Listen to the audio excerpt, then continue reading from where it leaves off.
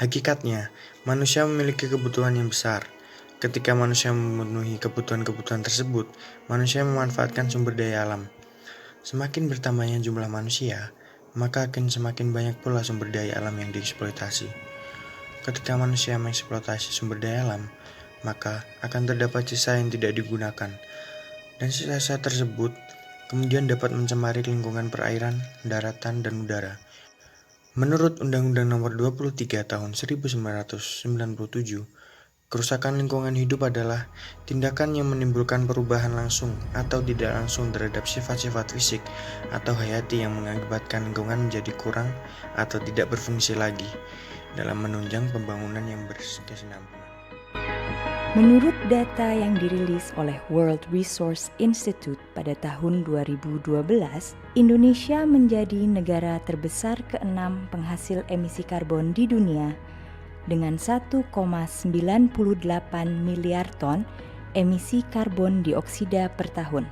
Laporan UNDP pada tahun 2007 juga menyatakan bahwa sektor kehutanan menjadi penyumbang terbesar emisi karbon yang dilepaskan sebagai akibat deforestasi dan degradasi hutan. Menghadapi sorotan dunia tersebut, pemerintah kemudian mengeluarkan Peraturan Presiden Nomor 61 Tahun 2011 mengenai Rencana Aksi Nasional Penurunan Emisi Gas Rumah Kaca tahun 2010-2020.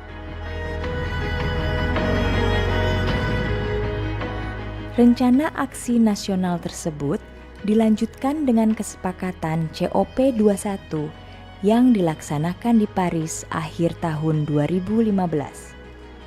Konferensi tersebut menghasilkan perjanjian Paris Agreement sebagai kesepakatan bersama untuk menangani perubahan iklim. Indonesia sendiri berkomitmen untuk mengurangi emisi sebesar 29% dengan upaya sendiri dan menjadi 41% jika ada kerjasama internasional pada tahun 2030.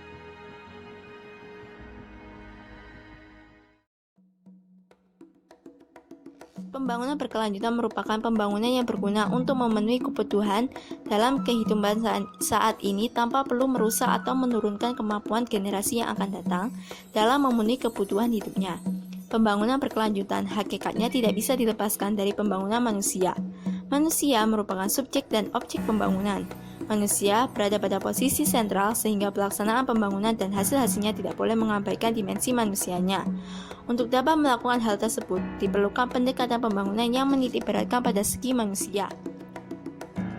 Lalu, bagaimana upaya penanggulangan kerusakan lingkungan? 1. Pelestarian lingkungan hidup. Salah satu penyebab kerusakan lingkungan yaitu ulah tangan-tangan manusia yang tidak bertanggung jawab dalam memanfaatkan sumber daya yang ada. Jika proses perusakan oleh manusia dilakukan secara terus-menerus, maka kualitas lingkungan hidup akan semakin buruk. Beberapa contoh pelestarian lingkungan hidup pada wilayah daratan yaitu 1. Reboisasi, yaitu penanaman kembali tanaman pada daerah-daerah perbukitan yang telah gundul. 2. Rehabilitasi lahan, yaitu pengembalian tingkat kesuburan tanah-tanah yang kritis dan tidak produktif. 3. Pengaturan tata guna lahan, serta pola tata ruang wilayah dengan karakteristik dan peruntukan lahan. 4. Menjaga daerah resapan air diupayakan senantiasa hijau, dengan cara ditanami oleh berbagai jenis tanaman keras, sehingga mampu menyerap air dengan kuantitas yang banyak dan mampu mencegah banjir. 5. Pembuatan sengketan atau terasering di daerah yang memiliki kemiringan lereng yang curam dan rentan terhadap erosi. 6. Rotasi tanam, baik secara tumpang sari maupun tumpang gilir agar sayur-sayur hara dan kandungan organik tanah tidak selamanya dikonsumsi oleh satu jenis tanah. 7. Penanaman dan pemeliharaan hutan kota.